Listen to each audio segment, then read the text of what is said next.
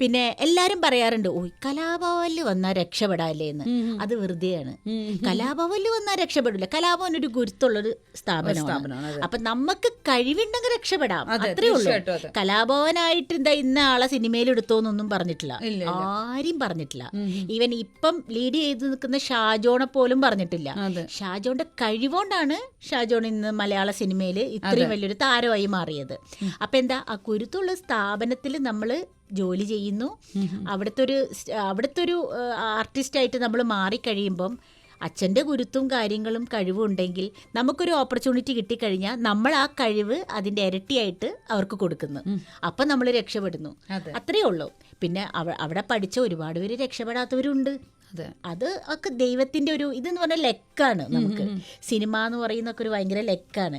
പക്ഷെ കലാഭവൻ ആർട്ടിസ്റ്റ് എന്ന് പറയുമ്പം എവിടെയും ആർക്കും എന്തും വിലയുണ്ട്. ഇന്ന് മലയാള സിനിമയിൽ കലാഭവനിൽ നിന്ന് വന്നവരാണ് ഏറ്റവും കൂടുതലുള്ളത്. ജാഫ്രിക്ക ഉണ്ട്, അതെ, പണ്ട് സൈനുദിക്കായിരുന്നു. ജാഫ്രിക്ക, ജയറാമേട്ടൻ, ഷാജോണ്, ഞാനുണ്ട്. അപ്പോൾ ഒരുപാട് കലാഭവൻ ആർട്ടിസ്റ്റുകൾ ഇപ്പോൾ ഒരുപാടുണ്ട്.